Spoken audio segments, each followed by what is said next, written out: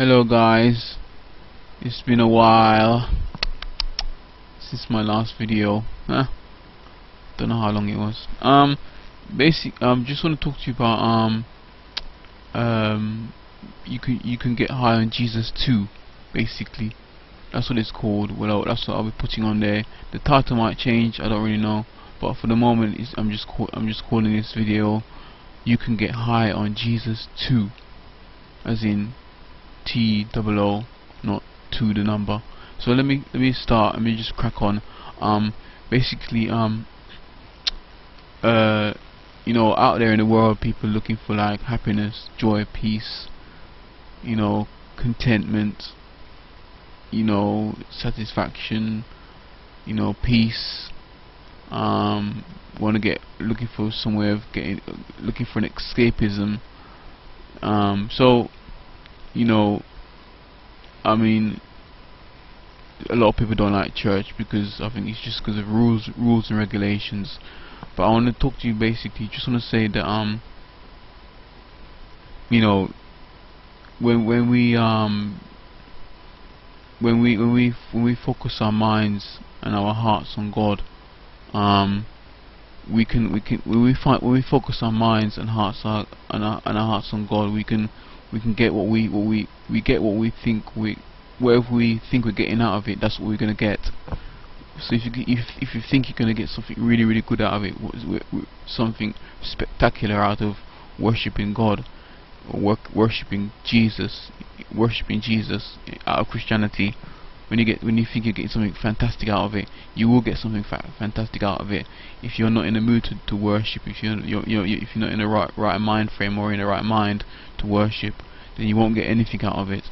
It will just be dry and dead. So you know, the Bible talks about worshiping in spirit and in truth in heaven, but the truth is really you can worship in spirit and in truth here on earth. Shocking as you might think, or you might think it's not possible to do that, but it is. It's definitely possible to worship in spirit and in.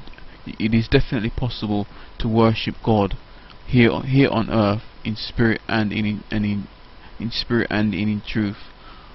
How do you do that? Well, one, you can just, well, I've only got one really, but basically you can just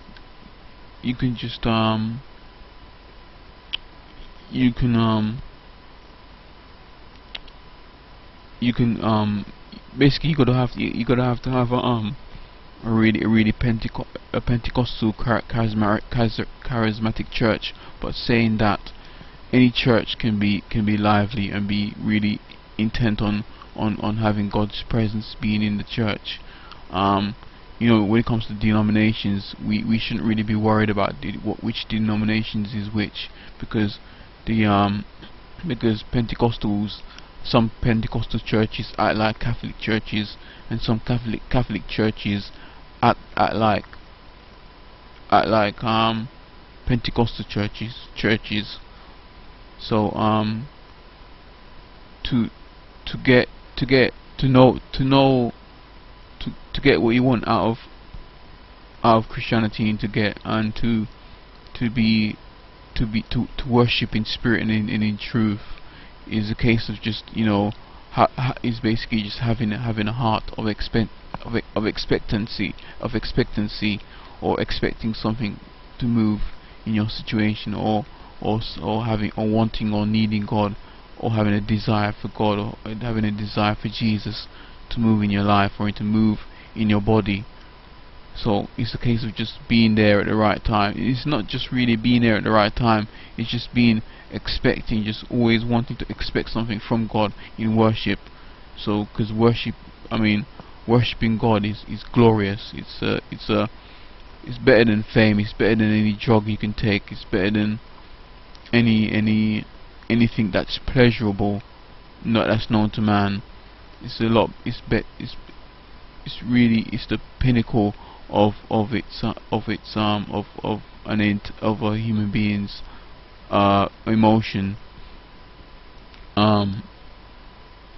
So So that's why there won't be that's why there probably wouldn't be any sex in heaven.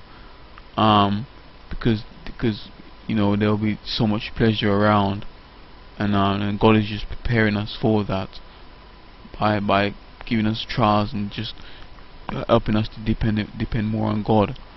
Um, saying that, like getting being as high as possible, or getting high on Jesus, which is very, very true, because there's a testimony of a guy that I was watching on a Christian channel. The guy said he spent his whole entire life, being high, taking loads of drugs, spending loads of money, probably. I'm guessing, spending all that time getting high on Jesus, and he said that these are his very words. He said he spent his whole life being high on drugs, and when he met Jesus, he said it's the most highest he's ever been. It's the most highest he has ever been. It's worth repeating. So he said it's the most highest he has ever been. So that's a true testimony. And not just that, having peace, being able to have peace from God. Sorry. Being able to have peace from God that really surpasses understanding, if it's possible. I'm sure it is. Having peace that surpasses understanding, and just having that peace of God. I mean, I'll tell you what the dictionary describes what peace is, which is true in a way, really, which I read before when I did this video. Just before I did this video. So this is what the dictionary.com describes what peace is, which is spelled P-E-A-C-E. It says the normal, non-worrying condition of a nation, group of nations, or the world, often initial capitals letter, an agreement or treaty between warring or antagonistic nations, groups, etc., to end hostilities and abstain from further fighting or antagonism.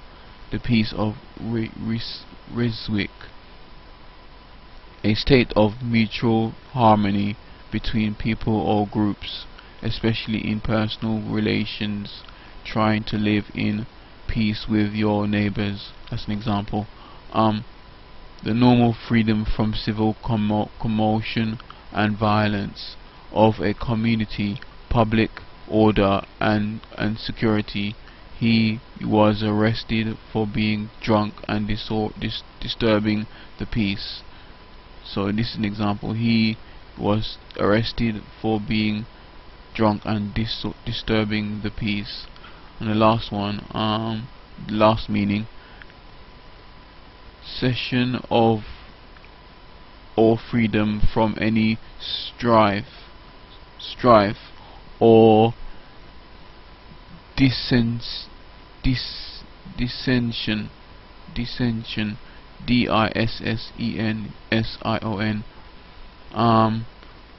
But that's what the world thinks. What peace is. That's what the world thinks. But me personally, because I've experienced peace, I'll explain it to you in my own view, with what I've experienced. Because peace is really, when you experience peace inwardly, it's basically it's when your emotions and your, I mean, I know ladies will understand this probably better than men, but it's when your emotions are stood still, when the arousal of your emotions. Because when you're in a hustle and bustle of life, and your emotions start to rise up and start to bother you, and it's just sort of like and you just kind of need to sit down and get you up, because it's like when you've been out and about in shop, when you're out and about shopping or something, and you're like running from shop to shop and going from one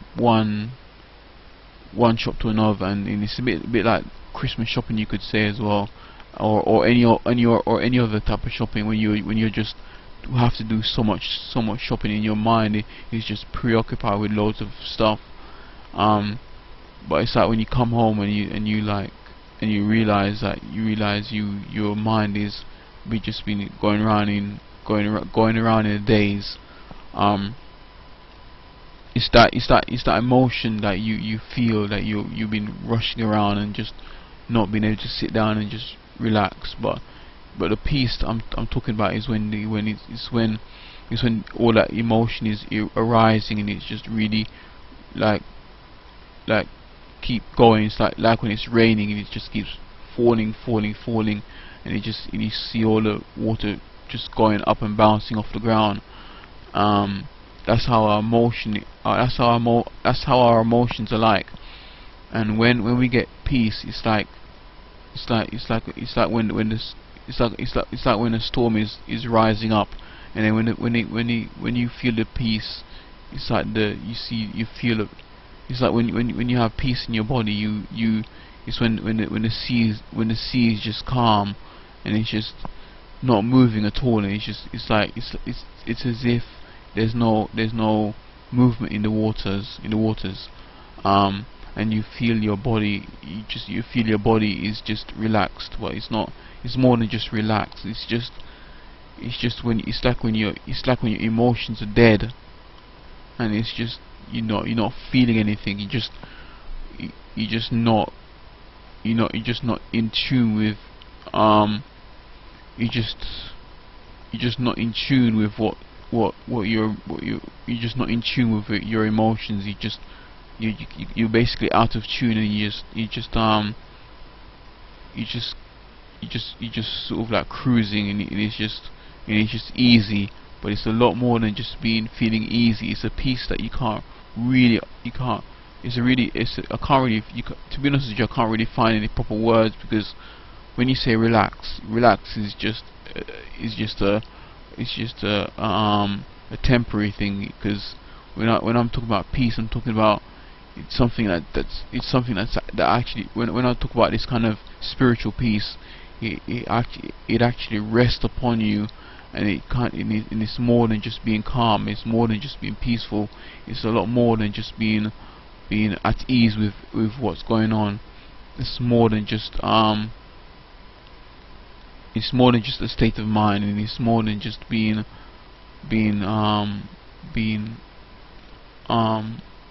aware of things, what's going around you. It's a lot more than that. It just comes inside of your entire being, and it just sort of like flattens it out and just makes it all easy going. But it's a lot more than just the words.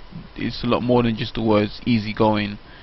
So it goes into your entire being, into your spirit, man, and it just really quenches where no other person or any being can quench.